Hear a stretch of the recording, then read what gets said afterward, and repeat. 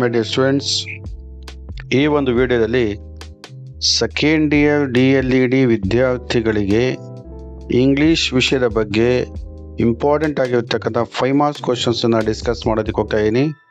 ಇದು ನಿಮ್ಮ ಎಕ್ಸಾಮಿನೇಷನ್ಸಲ್ಲಿ ಬಹಳ ಹೆಲ್ಪ್ಫುಲ್ ಆಗುತ್ತೆ. ಅದಕ್ಕೆ ಈ ಒಂದು ವಿಡಿಯೋನ ಕೊನೆ ತನಕ ನೋಡಿ. ಈ ಒಂದು ವಿಡಿಯೋದಲ್ಲಿ 2 ಪ್ರಶ್ನೆಗಳನ್ನು ನಾನು 5 ಮಾರ್ಕ್ಸಿಗೆ ಸಾಲ್ವ್ ಮಾಡಿದ್ದೀನಿ, ಡಿಸ್ಕಸ್ ಮಾಡಿದ್ದೀನಿ. ಅದರ ಮೀನಿಂಗು, ಎಕ್ಸ್ಪ್ಲನೇಷನ್ಸು ಎಲ್ಲ ಇದರಲ್ಲಿ ಇದೆ. ಇದು ನಿಮಗೆ ತುಂಬ ಬೆನಿಫಿಟ್ ಆಗುತ್ತೆ ಅಂತ ಅಂದ್ಕೊಂಡು ಈ ವಿಡಿಯೋನ ಸ್ಟಾರ್ಟ್ ಮಾಡ್ತಾ ಇದ್ದೀನಿ. ಇಲ್ಲಿ ಮೊದಲನೇ ಕ್ವಶನ್ ನೋಡಿ, what are the different types of total physical response ಅಂತ ಇದೆ. ಅಂದರೆ TPR ಆಕ್ಟಿವಿಟೀಸ್ ಅಂತ ಕರೀತಾರೆ. What are the different types of total physical response ಅಂದರೆ TPR activities that can B conducted at the primary level. Explain them briefly. First ನೀವೇನು ಮಾಡಬೇಕಲ್ಲಿ, ಪ್ರಶ್ನೆಯನ್ನು ಅರ್ಥ ಮಾಡ್ಕೋಬೇಕು. What are the different types of ಅಂದರೆ ವಿಭಿನ್ನ ವಿಧಗಳ ಟೋಟಲ್ ಫಿಸಿಕಲ್ ರೆಸ್ಪಾನ್ಸ್ನ ಚಟುವಟಿಕೆಗಳು ಯಾವುವು ಅಂತ ಹೇಳ್ಬಿಟ್ಟು. ಟೋಟಲ್ ಫಿಸಿಕಲ್ ರೆಸ್ಪಾನ್ಸನ್ನು ನಾವು ಶಾರ್ಟ್ ಆಗಿ TPR ಅಂತ ಹೇಳ್ತೀವಿ. ಇದು ಒಂದು ಮೆಥಡ್, ಒಂದು ವಿಧಾನ, ಮಕ್ಕಳಿಗೆ ಇಂಗ್ಲೀಷನ್ನು ಕಲಿಸುವಂತಹ ಒಂದು ವಿಧಾನ. ಯಾವ ಚಟುವಟಿಕೆಗಳ ಮೂಲಕ ನೀವು ನಿಮ್ಮ ಪ್ರೈಮರಿ ಲೆವೆಲ್ ವಿದ್ಯಾರ್ಥಿಗಳಿಗೆ TPR ಚಟುವಟಿಕೆಗಳ ಮೂಲಕ ನೀವು ಪಾಠವನ್ನು ಮಾಡ್ತೀರಾ ಅಥವಾ ಅದನ್ನು ಬಳಸ್ತೀರಾ. ಎಕ್ಸ್ಪ್ಲೈನ್ ದೆಮ್ ಬ್ರೀಫ್ಲಿ ಅಂತ ಇದೆ. What are the different types of total physical response activities ಅಂದರೆ different types of total physical response ಆಕ್ಟಿವಿಟೀಸನ್ನು ನೀವು ಬಳಸ್ತೀರಾ ಅಥವಾ ಯೂಸ್ ಮಾಡ್ತೀರಾ ಅಥವಾ ಯಾವುದು ಇದೆ ದಟ್ ಕ್ಯಾನ್ ಬಿ ಕಂಡಕ್ಟೆಡ್, ಅದನ್ನು ಕಂಡಕ್ಟ್ ಮಾಡ್ತೀರಾ ಎಲ್ಲಿ ಅಂತ ಹೇಳಿದ್ರೆ ಪ್ರೈಮರಿ ಲೆವೆಲಲ್ಲಿ, ಅಂದರೆ ಪ್ರಾಥಮಿಕ ಒಂದು ಶಾಲೆಗಳಲ್ಲಿ. ಎಕ್ಸ್ಪ್ಲೈನ್ ದೆಮ್ ಬ್ರೀಫ್ಲಿ ಅಂತ ಇದು ಬಹಳ ಸತಿ ನಿಮಗೆ ಎಕ್ಸಾಮಿನೇಷನ್ಸಲ್ಲಿ ಕೇಳಿದ್ದಾನೆ. TPR ಅಂತಕ್ಕಂಥ ಒಂದು ಕ್ವಶನ್ ಇದ್ದೇ ಇರುತ್ತೆ ನೋಡಿ. TPR ಆಕ್ಟಿವಿಟೀಸು TPR ಅಂತ ಇರುತ್ತೆ. TPR ಅಂದರೆ ಟೋಟಲ್ ಫಿಸಿಕಲ್ ರೆಸ್ಪಾನ್ಸ್ ಅಂತ ಹೇಳ್ಬಿಟ್ಟು ನೀವು ಅರ್ಥ ಮಾಡ್ಕೋಬೇಕು. ಇದು 5 ಅಂಕಗಳಿಗೆ ನಿಮಗೆ ಪ್ರಶ್ನೆಯನ್ನು ಕೇಳ್ತಾನೆ. ನಾವು ಅದರ ಚಟುವಟಿಕೆಗಳ ಬಗ್ಗೆ ಹೇಳೋಕ್ಕಿಂತ ಮುಂಚೆ ಟೋಟಲ್ ಫಿಸಿಕಲ್ ರೆಸ್ಪಾನ್ಸ್ ಅಂದರೆ ಏನು ಅಂತಕ್ಕಂಥದ್ದು ಶಾರ್ಟಾಗಿ ನೋಡ್ಬಿಡೋಣ ಇಲ್ಲಿ. ಇದನ್ನು ನೀವು ಜಾಸ್ತಿ ಇಂಟ್ರೊಡಕ್ಷನ್ ಆಗ್ಬೋದು. Total physical response TPR is a method. ಇದು ಏನಿದು? ಇದು ಒಂದು ವಿಧಾನ. ಟೋಟಲ್ ಫಿಸಿಕಲ್ ರೆಸ್ಪಾನ್ಸ್ TPR ಅಂತಕ್ಕಂಥದ್ದು ಇದು ಮೆಥಡ್ ಅಂದರೆ ವಿಧಾನ. In which children learn language by listening and responding with actions ಅಂತ ಇದೆ ನೋಡಿ. ಸೊ ಇದರಲ್ಲಿ ಮಕ್ಕಳು ಲರ್ನ್ ಲ್ಯಾಂಗ್ವೇಜ್ ಅಂದರೆ ಭಾಷೆಯನ್ನು ಕಲಿತಾವೆ. ಇದು ಟೋಟಲ್ ಫಿಸಿಕಲ್ ರೆಸ್ಪಾನ್ಸ್ ಅಂದ್ರೆ ಏನು? ಇದು ಒಂದು ಮೆಥಡು. ಇನ್ ವಿಚ್ ಇದರಲ್ಲಿ ಚಿಲ್ಡ್ರನ್ ಅಂದರೆ ಮಕ್ಕಳು ಲರ್ನ್ ಲ್ಯಾಂಗ್ವೇಜ್ ಭಾಷೆಯನ್ನು ಕಲಿತಾವೆ. ಹೇಗೆ? ಬೈ ಲಿಸನಿಂಗ್ ಆಲಿಸುವಿಕೆಯ ಮೂಲಕ ಹಾಗೂ ರೆಸ್ಪಾಂಡಿಂಗ್. ಆಲಿಸುವಿಕೆಗೆ ಏನು ಮಾಡ್ತವೆ? ರೆಸ್ಪಾಂಡ್ ಮಾಡ್ತವೆ, ಪ್ರತಿಕ್ರಿಯೆಯನ್ನು ನೀಡ್ತವೆ. ವಿತ್ ಆ್ಯಕ್ಷನ್ ಯಾವುದರ ಮೂಲಕ? ಆ್ಯಕ್ಷನ್ಸ್ ಮೂಲಕ ಚಟುವಟಿಕೆನ ಕೊಡ್ತವೆ. ಅಂದರೆ ಫಿಸಿಕಲ್ ಅಂದಾಗ ದೈಹಿಕವಾಗಿ ಅಂತ. ಅಂದರೆ ನಾವು ಟೀಚರ್ನ ಮಾತನ್ನು ಕೇಳಿ, ನಾವು ಅಂತ ಹೇಳಿದ ಮಕ್ಕಳು ಟೀಚರ್ನ ಮಾತನ್ನು ಕೇಳಿ ದೈಹಿಕವಾಗಿ ರೆಸ್ಪಾಂಡ್ ಮಾಡಿದಾಗ ಅದನ್ನು TPR ಅಂತ. ಫಿಸಿಕಲ್ ದೈಹಿಕ ತಾನೆ, ದೈಹಿಕವಾಗಿ ರೆಸ್ಪಾನ್ಸ್ ಮಾಡ್ತಕ್ಕಂಥದ್ದು. It is very useful for primary learners. ಇದು ಬಹಳ ಯೂಸ್ಫುಲ್ ಯಾರಿಗೆ? ಪ್ರೈಮರಿ ಲರ್ನರ್ಸ್ಗೆ. ಈಗ ನಾವು ಅದರ ಮೀನಿಂಗ್ ತಿಳ್ಕೊಂಡ್ವಿ. ಇದು ಒಂದು ವಿಧಾನ, ಏನಕ್ಕೆ ಬಳಸ್ತೀವಿ ಅಂತಕ್ಕಂಥದ್ದೆಲ್ಲ ಗೊತ್ತಾಯಿತು. ಇಲ್ಲಿ ಟೈಪ್ಸ್ ಆಫ್ TPR ಆಕ್ಟಿವಿಟೀಸ್ ಇದನ್ನೇ ಕೇಳಿರೋದು. ಯಾವ TPR ಆಕ್ಟಿವಿಟೀಸನ್ನು ನೀವು ಪ್ರಾಥಮಿಕ ಶಾಲೆಗಳಲ್ಲಿ ಬಳಸಿ ಪಾಠವನ್ನು ಮಾಡ್ತೀರಾ ಅಂತಕ್ಕಂಥದ್ದೇ ಇರೋದು. ಟೈಪ್ಸ್ ಆಫ್ TPR ಆಕ್ಟಿವಿಟೀಸ್ ನೋಡಿ. ಒಂದು ಆ್ಯಕ್ಷನ್ ಕಮ್ಯಾಂಡ್ಸ್ ಅಂತ ನೇಮನ್ನು ಕೊಡ್ಬೋದು ನೀವು. ಮೊದಲನೇ ಚಟುವಟಿಕೆ ಏನು? ಆ್ಯಕ್ಷನ್ ಕಮ್ಯಾಂಡ್ಸ್ ಅಂತ. ಇದರಲ್ಲಿ ಏನಿದೆ ಅದನ್ನು ನೋಡೋಣ. Teacher gives commands. ಇಲ್ಲಿ ಟೀಚರ್ ಏನು ಮಾಡ್ತವೆ? ಕಮ್ಯಾಂಡನ್ನು ಕೊಡ್ತವೆ. ಏನು ಕಮ್ಯಾಂಡ್ ಕೊಡ್ತವೆ? ಲೈಕ್ ಸ್ಟ್ಯಾಂಡ್ ಅಪ್ ಅನ್ನೋದು, ಮಕ್ಕಳು ಅವಾಗ ಎದ್ದು ನಿಂತ್ಕೋಬೇಕು. ಸಿಟ್ ಡೌನ್ ಅನ್ನೋದು, ಮಕ್ಕಳು ಕೂತ್ಕೋಬೇಕು. ಕ್ಲಾಪ್ ಯುವರ್ ಹ್ಯಾಂಡ್ಸ್ ಅಂದಾಗ ಚಪ್ಪಾಳೆ ಹೊಡಿಬೇಕು. ಓಪನ್ ದ ಡೋರ್ ಅಂದಾಗ ಡೋರ್ನ ಓಪನ್ ಮಾಡಬೇಕು. ಅಂದರೆ ಆಕ್ಷನ್ ಕಮ್ಯಾಂಡ್ಸ್ ಅಲ್ಲಿ ಟೀಚರ್ ಗಿವ್ಸ್ ಕಮ್ಯಾಂಡ್ಸ್. ಟೀಚರ್ ಮಕ್ಕಳಿಗೆ ಕಮ್ಯಾಂಡ್ ಅನ್ನ ಕೊಡ್ತವೆ. ಏನೇನು ಕಮ್ಯಾಂಡ್ ಕೊಡ್ತವೆ ಇಲ್ಲಿ ಹಾಕಿದ್ ನೋಡಿ. Stand up, sit down, clap your hands, open the door. ಹೀಗೆ ಕಮ್ಯಾಂಡ್ ಅನ್ನ ಕೊಟ್ಟ ಮೇಲೆ children listen and do the actions. ಮಕ್ಕಳು ಏನ್ ಮಾಡ್ತವೆ, ಆ ಒಂದು ಚಟುವಟಿಕೆಯನ್ನ ಕೇಳಿ ಆಕ್ಷನ್ ಮೂಲಕ ಏನ್ ಮಾಡ್ತವೆ, ಅದನ್ನ ಪ್ರತಿಕ್ರಿಯೆಯನ್ನ ಕೊಡ್ತವೆ, ಆಕ್ಷನ್ ಮಾಡ್ತವೆ. ಇದನ್ನ ನಾವು ಆಕ್ಷನ್ ಕಮ್ಯಾಂಡ್ಸ್. ಇದು ಒಂದು ಟೈಪ್ ಆಫ್ TPR ಆಕ್ಟಿವಿಟಿ.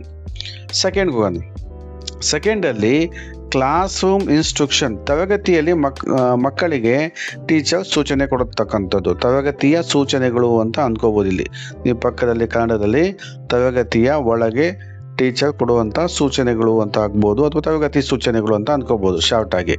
ಇಲ್ಲಿ teacher uses daily class room language. ನೋಡಿ, ಡೈಲಿ ಟೀಚರ್ ಏನು ಮಾತನ್ನ ಬಳಸ್ತವೆ ತರಗತಿಯಲ್ಲಿ, ಅದನ್ನೇ ಬಳಸ್ತಕ್ಕಂಥದ್ದು. ಸಚ್ ಆಸ್ ಯಾವುದಂದ್ರೆ ಓಪನ್ ಯುವರ್ ಬುಕ್ ಅಂತಕ್ಕಂಥದ್ದು. ನಿಮ್ಮ ಬುಕ್ಕನ್ನು ಓಪನ್ ಮಾಡಿ ಪಾಠ ಮಾಡಬೇಕಾದ್ರೆ ಟೀಚರ್ ಹೇಳ್ತವೆ, ನಿಮ್ಮ ಬುಕ್ಕನ್ನು ಓಪನ್ ಮಾಡಿ ಅಂದಾಗ ಎಲ್ಲರೂ ಓಪನ್ ಮಾಡಿದಾಗ ಅದೇನಾಗತ್ತೆ, ಕ್ಲಾಸ್ ರೂಮ್ ಇನ್ಸ್ಟ್ರಕ್ಷನ್ಸ್ ಆಗತ್ತೆ, TPR ಕೂಡ ಆಗತ್ತೆ. ಕ್ಲೋಸ್ ಯುವರ್ ನೋಟ್ಬುಕ್ ಅಂತವೆ. ನಿಮ್ಮ ನೋಟ್ಬುಕ್ಕನ್ನು ಕ್ಲೋಸ್ ಮಾಡಿ ಅಂದಾಗ ಮಕ್ಕಳು ನೋಟ್ಬುಕ್ಕನ್ನು ಕ್ಲೋಸ್ ಮಾಡಬೇಕು. ಕಮಿಯರ್, ಬಾಯಲ್ಲಿ, ಗೋ ಬ್ಯಾಕ್, ಹಿಂದೆ ಹೋಗು. ಸೊ ಈ ಥರದ ಸೂಚನೆಗಳನ್ನು ಕೊಟ್ಟಾಗ ದೈಹಿಕವಾಗಿ ಮಕ್ಕಳು ಏನು ಮಾಡ್ತವೆ, ಆ ಸೂಚನೆಗಳಿಗೆ ತಕ್ಕಂತೆ ಪ್ರತಿಕ್ರಿಯೆಯನ್ನು ಕೊಡ್ತವೆ. Learners understand through action. ನೋಡಿ, ಲರ್ನರ್ಸು ಆ್ಯಕ್ಷನ್ ಮೂಲಕ ಅರ್ಥ ಮಾಡ್ಕೊಂಡ್ಬಿಡ್ತವೆ. ಓಪನ್ ಯುವರ್ ಬುಕ್ ಅಂದಾಗ ಟೀಚರು ಕೂಡ ಓಪನ್ ಮಾಡ್ತವೆ ಬುಕ್ಸನ್ನು, ಮಕ್ಕಳು ಓಪನ್ ಮಾಡ್ತವೆ. ಕ್ಲೋಸ್ ಯುವರ್ ನೋಟ್ಬುಕ್ ಅಂದಾಗ ಅದನ್ನು ನೋಟ್ಬುಕ್ಕನ್ನು ಕ್ಲೋಸ್ ಮಾಡ್ತವೆ. ಕಮ್ಮಿಯವ್ ಅಂತವೆ, ಬಾಯಲ್ಲಿ, ಗೋ ಬ್ಯಾಕ್, ಹಿಂದೆ ಹೋಗು. ಅಂದರೆ ಮಕ್ಕಳು ಏನು ಮಾಡ್ತಾ ಇದ್ದಾವೆ, ಆ ಸೂಚನೆಗಳನ್ನು ಕೇಳಿಸ್ಕೊಂಡು ಆಲಿಸಿಕೊಂಡು ಅದನ್ನು ಆ್ಯಕ್ಷನ್ ಮೂಲಕ ಮಾಡ್ತಾ ಇದ್ದಾವೆ. ಅದಕ್ಕೆ ನಾವು TPR ಆ್ಯಕ್ಟಿವಿಟಿ ಅಂತ ಹೇಳ್ತೀವಿ. ಈ ಕ್ಲಾಸ್ ರೂಮ್ ಇನ್ಸ್ಟ್ರಕ್ಷನ್ ಕೂಡ ಒಂದು TPR ಆ್ಯಕ್ಟಿವಿಟಿ ಆಗುತ್ತೆ. ಇನ್ನೊಂದು ಸೈಮನ್ ಸೇಸ್ ಗೇಮ್ ಅಂತ ಇದೆ. ಥರ್ಡ್ ಒನ್ ಏನು, ಸೈಮನ್ ಸೇಸ್. ಇಲ್ಲಿ ಸೈಮನ್ನ ಬಳಸ್ಕೊಂಡಿದ್ದಾವೆ. ಆ ಸೈಮನ್ ಸೇಸ್ ಗೇಮ್ ಅಂತಕ್ಕಂಥದ್ದೇ ಇದೆ. ಇದು ಬಹಳ ಫೇಮಸ್ ಆಗಿದೆ. ಟೀಚರ್ ಸೇಸ್, ಇದರಲ್ಲಿ ಟೀಚರ್ ಹೇಳ್ತವೆ, Simon says touch your nose. Simon ಹೇಳ್ತಾ ಇದ್ದಾನೆ, ನಿಮ್ಮ ಮೂಗನ್ನು ನೀವು ಮುಟ್ಟಿಕೊಳ್ಳಿ, ಟಚ್ ಮಾಡಿ. ಇಲ್ಲಿ ಸೈಮನ್ ಅಂತಕ್ಕಂಥದ್ದನ್ನ ಸೈಮನ್ ಗೇಮ್ಗೋಸ್ಕರ ಬಳಸಿಕೊಳ್ಳಲಾಗಿದೆ. ಈ ಸೈಮನ್ನ ಬಳಸ್ಕೊಂಡು ಆಟವನ್ನು ಆಡಿಸಿ ಮಕ್ಕಳಿಗೆ TPR ಚಟುವಟಿಕೆಯನ್ನು ನೀಡ್ತಕ್ಕಂಥದ್ದು. Simon says touch your nose. Simon ಹೇಳ್ತಾ ಇದ್ದಾನೆ, ನಿಮ್ಮ ಮೂಗನ್ನು ಮುಟ್ಕೊಳ್ಳಿ, ಅಂದರೆ ಮಕ್ಕಳು ಮೂಗು ಮುಟ್ಕೋಬೇಕು. ಅಥವಾ ಸೈಮನ್ ಸೇಸ್ ಜಂಪ್. ಸೈಮನ್ ಹೇಳ್ತಾ ಇದ್ದಾನೆ, ನೀವು ಜಂಪ್ ಮಾಡಿ ಅಂದಾಗ ಮಕ್ಕಳು ಜಂಪ್ ಮಾಡಬೇಕು. ಸ್ಟೂಡೆಂಟ್ ಏನು ಮಾಡ್ತವೆ, ಪರ್ಫಾರ್ಮ್. ಇಲ್ಲಿ ಪರ್ಫಾರ್ಮ್ ಮಾಡ್ತವೆ. ಓನ್ಲಿ ಯಾವಾಗ ಅಂತ ಹೇಳಿದ್ರೆ ಓನ್ಲಿ ಸೈಮನ್ ಸೇಸ್ ಅಂದಾಗ ಆ ಮಕ್ಕಳು ಏನು ಮಾಡ್ತವೆ, ಆ ಒಂದು ಪರ್ಫಾರ್ಮೆನ್ಸ್ನ ಮಾಡ್ತವೆ. Simon says use. ಸೈಮನ್ ಅಂತಕ್ಕಂಥ ಒಂದು ಪದವನ್ನು ಬಳಸಿದಾಗ ಆ ಮಕ್ಕಳು ಏನು ಮಾಡ್ತವೆ, ಮುಂದಿನ ಏನು ಹೇಳಲಾಗುತ್ತೆ ಸೂಚನೆ ಅದನ್ನು ಆಕ್ಷನ್ ಮೂಲಕ ಮಾಡ್ತವೆ. It makes learning fun. ಇದು ಒಂಥರ ತಮಾಷೆಯಾಗಿ ಕಲಿತಕ್ಕಂಥದ್ದಾಗಿದೆ. Simon says touch your nose, Simon says jump, Simon says come here, Simon says go back. ಈ ಥರದ ಒಂದು ಚಟುವಟಿಕೆಗಳನ್ನು ನೀಡಿ ಸೈಮನ್ ಹೆಸರನ್ನು ಹೇಳಿ ಮಕ್ಕಳಿಗೆ ಆಟದ ಮೂಲಕ ಲ್ಯಾಂಗ್ವೇಜನ್ನು ಕಲಿಸ್ತಕ್ಕಂಥದ್ದು. ಇದು ಕೂಡ TPR. TPR ಅಂದರೆ ಟೋಟಲ್ ಫಿಸಿಕಲ್ ರೆಸ್ಪಾನ್ಸ್ ಅಂತ ನಿಮ್ಗೆ ಗೊತ್ತಿದೆ. ನಾಲ್ಕನೇದೇನು, ರೋಲ್ ಪ್ಲೇ ಅಥವಾ ಆ್ಯಕ್ಷನ್ ಡ್ರಾಮಾ, ಪಾತ್ರಾಭಿನಯ ಅಂತ ಅನ್ಕೋಬಹುದು ನಾವು. ಇದರಲ್ಲಿ ಸ್ಟೂಡೆಂಟ್ ಆ್ಯಕ್ಟ್ ಔಟ್ ವರ್ಡ್ಸ್. ವಿದ್ಯಾರ್ಥಿಗಳು act out words R situation such as walking. ಇದರಲ್ಲಿ ಪದಗಳು ಹೇಗೆ ಅಥವಾ ಸನ್ನಿವೇಶ ಹೇಗೆ ಇರುತ್ತೆ ಅದಕ್ಕೆ ತಕ್ಕಂತೆ ಮಕ್ಕಳು ಏನು ಮಾಡಬೇಕಾಗತ್ತೆ, ಆ್ಯಕ್ಟ್ ಮಾಡಬೇಕಾಗತ್ತೆ. ಸಚ್ ಆಸ್ ವಾಕಿಂಗ್, ವಾಕ್ ಮಾಡಿ ಅಂದರೆ ವಾಕ್ ಮಾಡ್ತಕ್ಕಂಥದ್ದು. ಸ್ಲೀಪಿಂಗ್ ಅಂದರೆ ಮಕ್ಳು ಏನು ಮಾಡಬೇಕು, ಮಲಗಿ ತೋರಿಸ್ಬೇಕು. ಕುಕ್ಕಿಂಗ್ ಅಂದರೆ ಅಡುಗೆ ಮಾಡ್ತಾ ಸುಮ್ಮನೆ ಆ್ಯಕ್ಟ್ ಮಾಡಬೇಕು. ಅದನ್ನು ಪಾತ್ರಾಭಿನಯ ಅಂತ ಹೇಳ್ಬಿಟ್ಟು. ವಾಕಿಂಗ್ ಅಂದರೆ ನಿಜವಾಗ್ಲೂ ವಾಕಿಂಗ್ ಮಾಡ್ಬೋದು. ಸ್ಲೀಪಿಂಗ್ ಅಂದರೆ ನಿಜವಾಗ್ಲೂ ಸ್ಲೀಪಿಂಗ್ ಮಾಡೋಕ್ಕಾಗಲ್ಲ. ಸ್ಲೀಪಿಂಗ್ ಮಾಡುತ್ತವೆ, ನಾಟಕ ಮಾಡ್ತವೆ, ಡ್ರಾಮಾ ಮಾಡ್ತವೆ. ಕುಕ್ಕಿಂಗ್ ನಿಜವಾಗ್ಲೂ ಅಡುಗೆ ಮಾಡೋಕ್ಕೆ ಹೋಗಲ್ಲ ಮಕ್ಕಳು, ಅಡುಗೆ ಮಾಡುತ್ತವೆ, ಆ್ಯಕ್ಟಿಂಗ್ ಮಾಡ್ತವೆ. ಶಾಪಿಂಗ್ ಅದು ಕೂಡ ಅಲ್ಲಿ ನಿಜವಾಗ್ಲೂ ಶಾಪಿಂಗ್ ಮಾಡೋಕ್ಕಾಗಲ್ಲ, ಶಾಪಿಂಗ್ ಮಾಡುತ್ತವೆ, ಮಕ್ಕಳು ಆ್ಯಕ್ಟ್ ಮಾಡ್ತವೆ. ಇದನ್ನು ನಾವು ರೋಲ್ ಪ್ಲೇ ಅಥವಾ ಆ್ಯಕ್ಷನ್ ಡ್ರಾಮಾ ಅಂತ ಹೇಳ್ಬೋದು. This develops vocabulary and speaking. ಇದು ಮಕ್ಕಳಲ್ಲಿ ಶಬ್ದಕೋಶ ಮತ್ತು ಮಾತನಾಡುವಂಥ ಕೌಶಲವನ್ನು ಬೆಳೆಸುತ್ತೆ ಅಂತಕ್ಕಂಥದ್ದು. ಐದನೇದು ನೋಡಿ, ಐದನೇದು ಕೊನೆಯದಿದು ಸ್ಟೋರಿ ಬೇಸ್ಡ್ TPR ಅಂತ ಇದೆ. ಅಂದರೆ ಕತೆ ಆಧಾರಿತ ಟೋಟಲ್ ಫಿಸಿಕಲ್ ರೆಸ್ಪಾನ್ಸ್ ಅಂತ. ಇಲ್ಲಿ ಈ ಒಂದು 5ನೇ ಪಾಯಿಂಟಲ್ಲಿ teacher tells a simple story.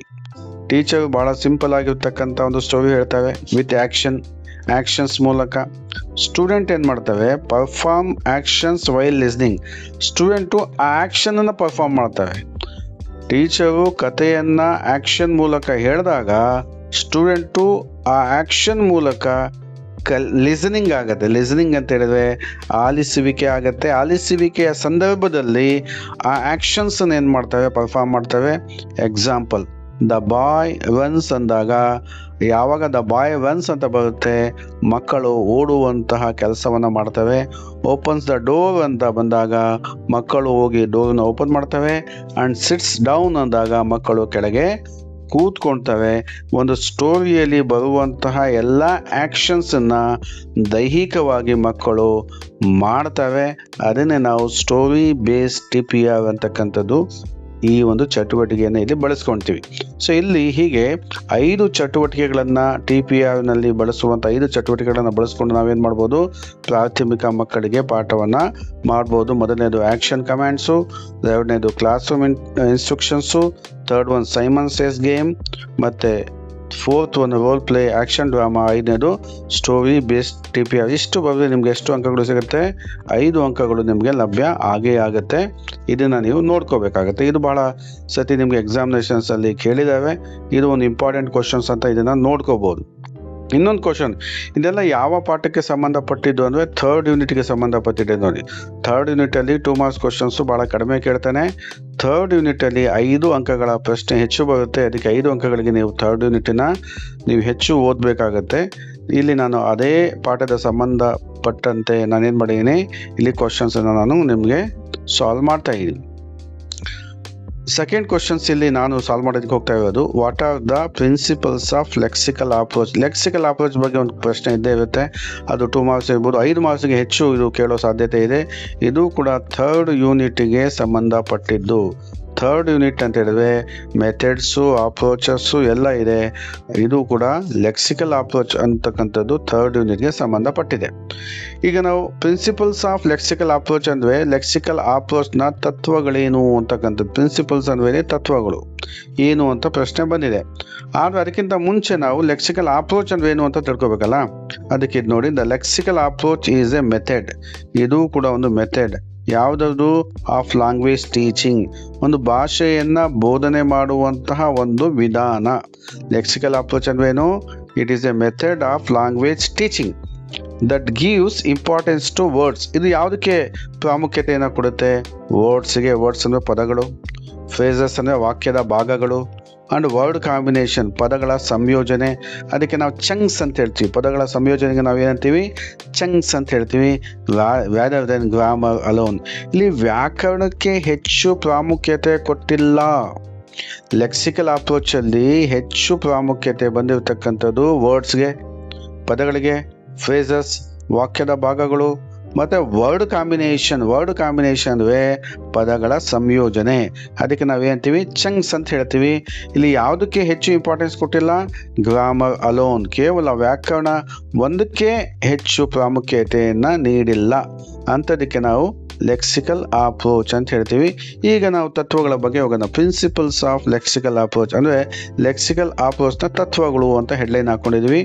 ಒಂದೊಂದಾಗಿ ನೋಡೋಣ. ಈಗ ಮೊದಲನೇ ನೋಡೋಣ, language consist of lexical chunks ಅಂತ. ಒಂದು ಭಾಷೆ ಏನನ್ನು ಹೊಂದಿದೆ ಅಂದರೆ ಲೆಕ್ಸಿಕಲ್ ಚಂಕ್ಸನ್ನು ಹೊಂದಿದೆ. ನಾನು ಹೇಳಿದೆ ಲೆಕ್ಸಿಕಲ್ ಚಂಕ್ಸ್ ಅಂತ ಹೇಳಿದ್ರೆ ವರ್ಡ್ ಕಾಂಬಿನೇಷನ್, ಪದಗಳ ಸಂಯೋಜನೆ. ಅಂದರೆ ಯಾವುದೇ ಒಂದು ಭಾಷೆ ಏನನ್ನು ಒಳಗೊಂಡಿರುತ್ತೆ, ಪದಗಳ ಸಂಯೋಜನೆಯನ್ನು ಒಳಗೊಂಡಿರುತ್ತೆ ಅಂತಕ್ಕಂಥದ್ದು ನಾವು ತಿಳ್ಕೋಬೇಕು. ಅದನ್ನು ನಾವು ಕಲಿಬೇಕಾಗತ್ತೆ. So language is made of readymade phrases. Language ಹೇಗೆ ಮಾಡಲ್ಪಟ್ಟಿದೆ ಅಂದರೆ ರೆಡಿಮೇಡ್ ಫ್ರೇಸಸ್ ಇದೆ. ರೆಡಿಮೇಡ್ ಫ್ರೇಸಸ್ ಅಂದರೆ ಅಲ್ಲಿ ವಾಕ್ಯದ ಭಾಗ ಯಾವುದು such as how are you ಅಂತ ನಾವು ಕೇಳ್ತೀವಿ, ಅದು ಹಾಗೆ ನಮಗೆ ಸಿಕ್ಕಿದೆ, ಹಾಗೆ ಅರ್ಥ ಮಾಡ್ಕೊಂಡಿದ್ದೀವಿ. ನೀವು ಹೇಗಿದ್ದೀವ ಅಂತ ಹೌ ಆರ್ ಯು ಅಂತ ಕೇಳಿದಾಗ ಥ್ಯಾಂಕ್ ಯು ವೆರಿ ಮಚ್, ತುಂಬ ಧನ್ಯವಾದಗಳು, ಇದು ಹಾಗೆ ಬಂದಿದೆ, ಹಾಗೆ ಅರ್ಥ ಮಾಡ್ಕೊಂಡಿದ್ದೀವಿ, ಐ ಡೋಂಟ್ ನೋ, ಇದೆಲ್ಲ ನಾವು ಏನಂತೀವಿ ಫ್ರೇಸಸ್ ಅಂತೀವಿ, ವಾಕ್ಯದ ಭಾಗಗಳು. ಇದು ಕಂಪ್ಲೀಟ್ ಸೆಂಟೆನ್ಸ್ ಒಂದ್ಸತಿ ಆಗುತ್ತೆ, ಇನ್ನೊಂದ್ಸತಿ ಏನಂತ ಅನಿಸ್ಕೊಳುತ್ತೆ ಅಂತ ಹೇಳಿದ್ರೆ ಇದು ವಾಕ್ಯದ ಭಾಗಗಳು ಅಂತಲೂ ಅನಿಸ್ಕೊಳುತ್ತೆ, ಫ್ರೇಸಸ್ ಅಂತ ಅನಿಸ್ಕೊಳುತ್ತೆ. ಐ ಡೋಂಟ್ ನೋ ಅಂತ ಬಂದಾಗ ಏನು ನನಗೆ ಗೊತ್ತಿಲ್ಲ, ಏನು ಗೊತ್ತಿಲ್ಲ, ಅದು ಮುಂದೆ ಕಂಟಿನ್ಯೂ ಆಗಿಲ್ಲ, ಇದೆಲ್ಲ ಏನಿದೆ ಇದನ್ನೇ ನಾವು ಲೆಕ್ಸಿಕಲ್ ಚಂಕ್ಸ್ ಅಂತ ಹೇಳ್ತೀವಿ. ಇದನ್ನು ಫ್ರೇಸಸ್ ಅಂತಲೂ ಹೇಳ್ತೀವಿ, ಲೆಕ್ಸಿಕಲ್ ಚಂಕ್ಸ್ ಅಂತ ಹೇಳ್ತೀವಿ. ಇದು ರೆಡಿಮೇಡ್ ಆಗಿ ಸಿಕ್ಕಿದೆ, ಅದನ್ನು ಹಾಗೇ ಬಳಸಿಕೊಳ್ಳಲಾಗಿದೆ, ಇದು ನಿಯಮ. Language consist of lexical chunks. ಭಾಷೆ ಏನನ್ನ ಕನ್ಸಿಸ್ಟ್ ಅಂದರೆ ಒಳಗೊಂಡಿದೆ ಅಂತ ಹೇಳಿದ್ರೆ ಲೆಕ್ಸಿಕಲ್ ಚಂಕ್ಸ್ನ ಒಳಗೊಂಡಿದೆ. ಲೆಕ್ಸಿಕಲ್ ಚಂಕ್ಸ್ ಅಂದರೆ ವರ್ಡ್ ಕಾಂಬಿನೇಷನ್. ನೋಡಿ, ಈ ಹೌ ಅನ್ನೋದು ಒಂದು ಪದ ಆಯಿತು, ಆರ್ ಅನ್ನೋದು ಪದ ಆಯಿತು, ಯು, ಇಲ್ಲಿ 3 ಪದಗಳ ಸಂಯೋಜನೆ ಆಗಿದೆ. ಇಲ್ಲಿ ಥ್ಯಾಂಕ್ ಯು, ವೆರಿ ಮಚ್ 4 ಪದ ಆಯಿತು. ಇಲ್ಲಿ ಐ ಡೋಂಟ್ ನೋ ಇಲ್ಲಿ 3 ಪದ ಆಯಿತು. ಸೊ ಇಲ್ಲಿ ಈ ಅನೇಕ ಪದಗಳು ಸೇರ್ಕೊಂಡು ಏನಾಗಿದೆ ವರ್ಡ್ ಕಾಂಬಿನೇಷನ್. ಈ ವರ್ಡ್ ಕಾಂಬಿನೇಷನ್ಗೆ ನಾವು ಫ್ರೇಸಸ್ ಅಂತೀವಿ, ಅದನ್ನೇ ನಾವೇ ಅಂತೀವಿ ಚಂಕ್ಸ್ ಅಂತಲೂ ಕೂಡ ನಾವು ಹೇಳ್ತೀವಿ ಅಂತಕ್ಕಂಥದ್ದು. ಸೆಕೆಂಡ್ಗೆ ಹೋಗೋಣ. Vocabulary is central to learning ಅಂತ ಇದೆ. ಅಂದರೆ ಇಲ್ಲಿ ಶಬ್ದಕೋಶ ಅಂತಕ್ಕಂಥದ್ದು ಕೇಂದ್ರ ಬಿಂದು. ಯಾವುದಕ್ಕೆ? ಕಲಿಕೆಗೆ ಕೇಂದ್ರ ಬಿಂದು ಯಾವುದಾಗಿದೆ? ಶಬ್ದಕೋಶ. ಯಾವ ಒಂದು ಭಾಷೆಯನ್ನು ನಾವು ಮಾತಾಡಬೇಕು, ನಾವು ಕಲಿಬೇಕು ಅಂತ ಅಂದ್ಕೊಂಡಿರ್ತೀವಿ, ಆ ಭಾಷೆಯ ಪದಗಳು ನಮಗೆ ಹೆಚ್ಚು ಗೊತ್ತಿರಬೇಕು. ಆ ಭಾಷೆಯ ಪದಗಳೇ ಗೊತ್ತಿಲ್ಲ ಅಂತ ಹೇಳಿದ್ರೆ ನಾವು ಮಾತಾಡೋದಕ್ಕೆ ಸಾಧ್ಯ ಇಲ್ಲ. ಕೇವಲ ವ್ಯಾಕರಣವನ್ನು ಓದ್ಕೊಂಡು ನಾವು ಮಾತಾಡ್ತೀವಿ ಅಂದರೆ ಸಾಧ್ಯ ಇಲ್ಲ. ವೊಕ್ಯಾಬ್ಯುಲರಿ ಬೇಕಾಗುತ್ತೆ, ಆ ಭಾಷೆಗೆ ಸಂಬಂಧಪಟ್ಟಂಥ ಪದಗಳು ನಮಗೆ ಬೇಕಾಗತ್ತೆ. ವೊಕ್ಯಾಬ್ಯುಲರಿ ಏನಿದೆ ಇಲ್ಲಿ ಕೇಂದ್ರ ಬಿಂದು ಆಗಿದೆ. Learning words and expressions is more important than only learning grammar ಅಂತ ಹೇಳ್ಬಿಟ್ಟಿದೆ. ಅಂದರೆ ಲರ್ನಿಂಗ್ ವರ್ಡ್ಸ್ ಅಂಡ್ ಎಕ್ಸ್ಪ್ರೆಷನ್, ಇಲ್ಲಿ ಪದಗಳನ್ನು ಎಕ್ಸ್ಪ್ರೆಷನ್ಸ್ ಅಂತ ಹೇಳಿದ್ರೆ ಇಲ್ಲಿ ಡೈಲಾಗ್ಸನ್ನು ಅದು ಕಲಿತಕ್ಕಂಥದ್ದು ಬಹಳ ಇಂಪಾರ್ಟೆಂಟು. ಯಾವುದಕ್ಕಿಂತ ಲರ್ನಿಂಗ್ ಗ್ರಾಮರ್ ರೂಲ್ಸ್. ಅಂದರೆ ವಾಕ್ಯದ ನಾವೇನು ಭಾಷೆಯನ್ನು ಕಲಿಬೇಕಾದ್ರೆ ಲರ್ನಿಂಗ್ ವರ್ಡ್ಸ್ ಅಂತ ಹೇಳಿದ್ರೆ ಪದಗಳನ್ನು ಕಲಿತಕ್ಕಂಥದ್ದು, ಎಕ್ಸ್ಪ್ರೆಷನ್ಸ್ ಅಂತ ಹೇಳಿದ್ರೆ ಆ ಸ್ಟೇಟ್ಮೆಂಟ್ಸ್ಗಳಾಗಿರ್ಬೋದು, ಡೈಲಾಗ್ಸ್ ಆಗಿರ್ಬೋದು, ಅದು ಕಲಿತಕ್ಕಂಥದ್ದು, ಅದು ಮೋರ್ ಇಂಪಾರ್ಟೆಂಟ್ ಆಗುತ್ತೆ. ಯಾವುದಕ್ಕಿಂತ ಅಂದರೆ ಲರ್ನಿಂಗ್ ಗ್ರಾಮರ್ ರೂಲ್ಸ್. ನಾವು ಕೇವಲ ವ್ಯಾಕರಣದ ನಿಯಮಗಳನ್ನು ಕಲಿತರೆ ಸಾಕಾಗಲ್ಲ, ಪದಗಳು ಮತ್ತು ಅದರ ಸಂಬಂಧಪಟ್ಟಂಥ ವಾಕ್ಯಗಳನ್ನು ಕಲಿಬೇಕಾಗತ್ತೆ ಅಂತಕ್ಕಂಥದ್ದು. ಥರ್ಡ್ಗೆ ಹೋಗೋಣ. Grammar is learned through use ಅಂತ. ಗ್ರಾಮರ್ ಹೇಗೆ ಕಲಿಬೇಕು? ಗ್ರಾಮರ್ ಹೇಗೆ ಕಲಿಬೇಕು ಅಂದರೆ ಥ್ರೂ ಯೂಸ್ ಅಂತ. ಇಲ್ಲಿ ನಾವು ಗ್ರಾಮರ್ನ ಬೈಹಾರ್ಟ್ ಮಾಡಿ ಕಲಿಬೇಕಾಗಿಲ್ಲ, ಕಂಠಪಾಠ ಮಾಡಬೇಕಾಗಿಲ್ಲ. ವ್ಯಾಕರಣ ಕಲಿಬೇಕು ಅಂತ ಹೇಳಿದ್ರೆ ಅದನ್ನು ಬಳಸಿ ಕಲಿಯಬೇಕು, ಬಳಕೆಯ ಮೂಲಕ ವ್ಯಾಕರಣವನ್ನು ಕಲಿಬೇಕು ಅಂತ. Learners notice grammar patterns naturally while using words and chunks in context. ಇಲ್ಲಿ ಲರ್ನರ್ಸ್ ಏನು ನೋಟಿಸ್ ಮಾಡ್ತವೆ, ವಿದ್ಯಾರ್ಥಿಗಳು ಏನು ನೋಟಿಸ್ ಮಾಡ್ತವೆ ಅಂದರೆ ಗ್ರಾಮರ್ ಪ್ಯಾಟ್ರನ್ ಏನು, ವ್ಯಾಕರಣದ ಒಂದು ಪ್ಯಾಟ್ರನ್ ಏನಿದೆ, ಶೈಲಿ ಏನಿದೆ, ಸ್ವಾಭಾವಿಕವಾಗಿ ಅವು ಏನು ಮಾಡ್ತವೆ, ಕಲಿತವೆ. ಯಾವುದೇ ವ್ಯಾಕರಣ ಭಾಷೆದು ಸ್ವಾಭಾವಿಕವಾಗಿ ಬರುತ್ತೆ. ಯಾವಾಗ ಬರುತ್ತೆ? ವೈಲ್ ಯೂಸಿಂಗ್ ವರ್ಡ್ಸ್, ನಾವು ಪದಗಳನ್ನು ಬಳಸಬೇಕಾದ್ರೆ, ಹಾಗೂ ಚಂಕ್ಸ್ ಅಂದರೆ ಪದಗಳ ಸಂಯೋಜನೆ ಅಥವಾ ಫ್ರೇಸಸ್, ಎಲ್ಲಿ ಕಾಂಟೆಕ್ಸ್ಟ್ ಒಂದು ಸನ್ನಿವೇಶದಲ್ಲಿ ಪದಗಳನ್ನು ಬಳಸಬೇಕಾದ್ರೆ, ವಾಕ್ಯಗಳನ್ನು ಬಳಸಬೇಕಾದ್ರೆ ನಾವು ಗ್ರಾಮರನ್ನು ಸ್ವಾಭಾವಿಕವಾಗಿ ಕಲಿತೀವಿ. ಅದನ್ನು ಅಲೋನ್ ಆಗಿ ಕಲಿಯತಕ್ಕಂಥ ಅವಶ್ಯಕತೆ ಇಲ್ಲ ಅಂತಕ್ಕಂಥದ್ದು ಇಲ್ಲಿ ಹೇಳಲಾಗಿದೆ. 4ನೇದು ಇಂಪಾರ್ಟೆನ್ಸ್ ಆಫ್ ಕಲೋಕೇಶನ್ಸ್ ಅಂತ ಇದೆ. ಇಲ್ಲಿ ಕಲೋಕೇಶನ್ಸ್ ಅಂತಕ್ಕಂಥದ್ದು ಬಹಳ ಇಂಪಾರ್ಟೆಂಟು. ಕೆಲವು ಸತಿ ಕಲೋಕೇಶನ್ಸ್ ಏನಾಗುತ್ತೆ, ನಮಗೆ ಲ್ಯಾಂಗ್ವೇಜನ್ನು ಕಲಿಸೋದಕ್ಕೆ ತುಂಬಾ ಉಪಯೋಗ ಮಾಡಿಕೊಡುತ್ತೆ. ಇಲ್ಲಿ ನೋಡೋಣ. Students learn words that commonly go together. ಇಲ್ಲಿ ಕಲೋಕೇಶನ್ಸ್ ಅಂದರೆ ಯಾವ ಪದಗಳು ಕಾಮನ್ನಾಗಿ ಗೋ ಟುಗೆದರ್ ಅಂದರೆ ಜೊತೆಯಲ್ಲಿರುತ್ತೆ, ಕಾಮನ್ನಾಗಿ ಜೊತೆಯಲ್ಲಿರುತ್ತೆ, ಅಂತಹ ಪದಗಳನ್ನು ನಾವು ಏನು ಹೇಳ್ಬೋದು, ಕಲೋಕೇಶನ್ಸ್ ಅಂತ ಹೇಳ್ಬೋದು. ಇಲ್ಲಿ ಕಲೋಕೇಶನ್ಗೆ ಮಹತ್ವವನ್ನು ಕೊಟ್ಟು ನಾವು ಕಲಿತಾಗ ಲ್ಯಾಂಗ್ವೇಜ್ ಕೂಡ ಕಲಿಬೋದು ಅಂತ ಹೇಳ್ಬಿಟ್ಟು. ಸ್ಟೂಡೆಂಟ್ ಲರ್ನ್ ವರ್ಡ್ಸ್, ವಿದ್ಯಾರ್ಥಿಗಳು ಪದಗಳನ್ನು ಕಲಿತವೆ. ದಟ್ ಕಾಮನ್ಲಿ ಗೋ ಟುಗೆದರ್, ಎಂತಹ ಪದಗಳನ್ನು ಕಲಿತವೆ? ಗೋ ಟುಗೆದರ್ ಅಂದರೆ ಜೊತೆಯಲ್ಲೇ ಇರುತ್ತೆ. ಆ ಪದಗಳು ಒಂದಕ್ಕಿಂತ ಹೆಚ್ಚು ಪದಗಳಿರುತ್ತೆ, ಜೊತೆಯಲ್ಲೇ ಇರುತ್ತೆ. Such as make decision. ನೋಡಿ, ಮೇಕ್ ಡಿಸಿಷನ್ ಅಂತ ಒಂದು ಪದಗಳಿದೆ. ಇಲ್ಲಿ ಮೇಕ್ ಇದೆ, ಡಿಸಿಷನ್ಸ್ ಇದೆ. ಎರಡೂ ಪದ ಸೇರಿಸಿ ಏನಾಗುತ್ತೆ ಅದು ಕಲೋಕೇಶನ್ಸ್ ಅಂತ ಹೇಳ್ತೀವಿ. ಇಲ್ಲಿ ಮೇಕ್ ಎ ಡಿಸಿಷನ್ ಅಂದಾಗ ಇದನ್ನ ಮೇಕೆ ಬೇರೆ ಡಿಸಿಷನ್ನೇ ಬೇರೆ ಮಾಡಿದ್ರೆ ಮೀನಿಂಗ್ ಏನಾಗುತ್ತೆ, ಕೆಟ್ಟೋಗುತ್ತೆ. Make a decision. ಆಮೇಲೆ ಸ್ಟ್ರಾಂಗ್ ಟೀ ನೋಡಿ, ಸ್ಟ್ರಾಂಗ್ ಟೀ ಅಂತ ನಾವು ಆರ್ಡರ್ ಮಾಡ್ತೀವಿ ಹೋಟ್ಲಲ್ಲಿ. ನಾವು ಸ್ಟ್ರಾಂಗು ಮತ್ತು ಟೀ ಅಂತಕ್ಕಂಥದ್ದು ಕಲೋಕೇಶನ್ ಆಗುತ್ತೆ. ಹೆವಿ ವೈನ್ ಅಂತ ಹೇಳ್ತೀವಿ, ಮಳೆ ತುಂಬ ಬರ್ತಾ ಇದೆ, ಹೆವಿ ಆಗ್ತಾ ಇದೆ ಅಂದರೆ ಹೆವಿ ವೈನ್. ಇಂತಹ ಪದಗಳನ್ನು ಜೋಡಿ ಪದಗಳು ಅಂತಲೂ ಹೇಳ್ಬೋದು, ಯಾಕೆಂದರೆ ಇದು ಟುಗೆದರ್ ಇರುತ್ತೆ. ಅದನ್ನು ನಾವು ಕಲೋಕೇಶನ್ಸ್ ಅಂತೀವಿ. ಕಲೋಕೇಶನ್ಸ್ ಮೂಲಕ ನಾವೇನು ಮಾಡ್ಬೋದು, ವಿದ್ಯಾರ್ಥಿಗಳು ಲ್ಯಾಂಗ್ವೇಜನ್ನು ಕಲಿಬಹುದು ಅಂತಕ್ಕಂಥ ಒಂದು ಪ್ರಿನ್ಸಿಪಲ್ನ ಇದು ಒಳಗೊಂಡಿದೆ. Use of authentic language. Authentic ಅಂದರೆ ನೈಜವಾದಂತಹ ಒಂದು ಲ್ಯಾಂಗ್ವೇಜನ್ನು ನಾವು ಬಳಸಿಕೊಳ್ಳಬೇಕು. ಅಥೆಂಟಿಕ್ ಅಂದರೆ ವಾಸ್ತವಿಕ, ನೈಜ ಅಂತ ಅರ್ಥ ಮಾಡ್ಕೊಳ್ಳಿ. ಅಥೆಂಟಿಕ್ ಅಂದರೆ ನೈಜ, ವಾಸ್ತವಿಕ. ಇಲ್ಲಿ real life materials like news ಪೇಪರ್ನ ಬಳಸ್ಕೊಡಿ, ಕಾನ್ವರ್ಸೇಷನ್ಸನ್ನು, ಅಡ್ವರ್ಟೈಸ್ಮೆಂಟ್ಸನ್ನು use to expose learners to natural language. ಒಂದು ಭಾಷೆ ಸ್ವಾಭಾವಿಕವಾಗಿ ಕಲಿಬೇಕು ಅಂದರೆ ನ್ಯೂಸ್ ಪೇಪರ್ಸನ್ನು ಓದಿಸ್ಬೇಕು. ನಿಜವಾದಂತಹ ಸಂಭಾಷಣೆಗಳಲ್ಲಿ ಮಕ್ಕಳನ್ನು ನಾವು ಏನು ಮಾಡಬೇಕು, ಭಾಗವಹಿಸುವಂತೆ ಮಾಡಬೇಕು. ಅಡ್ವರ್ಟೈಸ್ಮೆಂಟ್ಗಳನ್ನು, ಜಾಹೀರಾತುಗಳನ್ನು ಓದುವಂತೆ ಮಾಡ್ತಕ್ಕಂಥದ್ದು. ಹೀಗೆ ಮಕ್ಕಳನ್ನು ಲ್ಯಾಂಗ್ವೇಜ್ಗೆ ಏನು ಮಾಡಬೇಕು, ಎಕ್ಸ್ಪೋಸ್ ಮಾಡಬೇಕು ಅಂದರೆ ಆ ಲ್ಯಾಂಗ್ವೇಜನ್ನು ಒಂದು ಅಟ್ಮಾಸ್ಫಿಯರ್ಗೆ, ಸಿಚುವೇಶನ್ಗೆ ಮಕ್ಕಳನ್ನು ಬಿಡಬೇಕು. ಮಕ್ಕಳು ಲ್ಯಾಂಗ್ವೇಜನ್ನು ನ್ಯಾಚುರಲ್ ಆಗಿ ಕಲಿಯೋದಕ್ಕೆ ಸಾಧ್ಯ ಆಗುತ್ತೆ ಅಂತಕ್ಕಂಥದ್ದು. ಪಾಯಿಂಟ್ ನಂಬರ್ 6 ಅಲ್ಲಿ focus on fluency and communication ಅಂತ ಇದೆ. ಫ್ಲೂಯೆನ್ಸಿಗೆ ಮತ್ತು ಕಮ್ಯುನಿಕೇಷನ್ಗೆ ಹೆಚ್ಚು ಏನು ಮಾಡಬೇಕು, ಆದ್ಯತೆಯನ್ನು ಕೊಡಬೇಕು ಅಂತಕ್ಕಂಥ. ಫ್ಲೂಯೆನ್ಸಿ ಅಂದರೆ ನಿರರ್ಗಳತೆ ಅಂದರೆ ಕಂಟಿನ್ಯೂಯಸ್ ಆಗಿ ಮಾತಾಡ್ತಕ್ಕಂಥದ್ದು. ಕಮ್ಯುನಿಕೇಷನ್ ಸಂವಹನ, ಇದಕ್ಕೆ ಹೆಚ್ಚು ಫೋಕಸ್ ಕೊಡ್ತಕ್ಕಂಥದ್ದು. Learn use chunks. ಇಲ್ಲಿ ಚಂಕ್ಸ್ ಅಂದರೆ ನಿಮ್ಗೆ ಗೊತ್ತಾಗಿದೆ. Speak more fluently and confidently. ಇಲ್ಲಿ ವಿದ್ಯಾರ್ಥಿಗಳು ಚಂಕ್ಸನ್ನು ಮಾತಾಡಬೇಕಾದ್ರೆ ಫ್ಲೂಯೆಂಟಾಗಿ ಮಾತಾಡುವಂತೆ ಮಾಡಬೇಕು. ಫ್ಲೂಯೆಂಟ್ ಅಂದರೆ ನಿರರ್ಗಳವಾಗಿ, ಕಾನ್ಫಿಡೆಂಟ್ ಅಂದರೆ ಬಹಳ ವಿಶ್ವಾಸದಿಂದ ಮಾತಾಡುವಂತೆ ನಾವು ಮಕ್ಕಳಿಗೆ ಏನು ಮಾಡಬೇಕು, ಟ್ರೈನ್ ಮಾಡಬೇಕಾಗತ್ತೆ. ಯಾವುದರ ಮೂಲಕ, ಚಂಕ್ಸ್ ಮೂಲಕ. ಮಕ್ಕಳು ಚಂಕ್ಸನ್ನು ಫ್ಲೂಯೆಂಟಾಗಿ ಮತ್ತು ಕಾನ್ಫಿಡೆಂಟಾಗಿ ಮಾತನಾಡುವಂತೆ ಮಾಡಬೇಕು. ಹೀಗೆ 6 ಪ್ರಿನ್ಸಿಪಲ್ಸನ್ನು ಏನು ಹೊಂದಿದೆ, ಲೆಕ್ಸಿಕಲ್ ಅಪ್ರೋಚು ಒಳಗೊಂಡಿದೆ. ಲೆಕ್ಸಿಕಲ್ ಅಪ್ರೋಚ್ ಅಂತಕ್ಕಂಥದ್ದು ಒಂದು ಮೆಥಡು, ಒಂದು ಲ್ಯಾಂಗ್ವೇಜನ್ನು ಕಲಿಸುವಂತಹ ಮೆಥಡು. ಅದು ಎಲ್ಲಿಂದ, ಯಾವುದರಿಂದ ಕಲಿಸುತ್ತೆ ಅಂದರೆ ಪದಗಳು ಮತ್ತು ಪದಗಳ ಸಂಯೋಜನೆ, ಅದರ ಮೂಲಕ ಅದು ಕಲಿಸುತ್ತೆ ಅಂತ ಈಗಾಗಲೇ ನಾನು ಹೇಳಿದ್ದೀನಿ. ಹೀಗೆ ನೀವೇನು ಮಾಡಬೇಕು, ಇಲ್ಲಿ 6 ಏನಿದೆ ಪ್ರಿನ್ಸಿಪಲ್ಸ್ ಇದೆ.